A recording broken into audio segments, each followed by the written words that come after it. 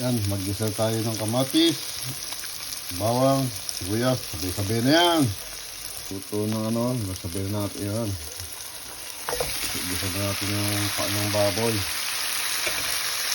Yan, paa ng baboy, gisa, papulahin. Yan, mapula-pula na, pula na. Pula na nga, ila.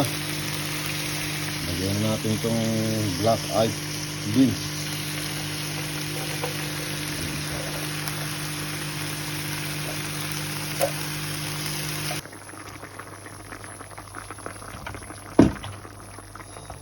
Sitaw.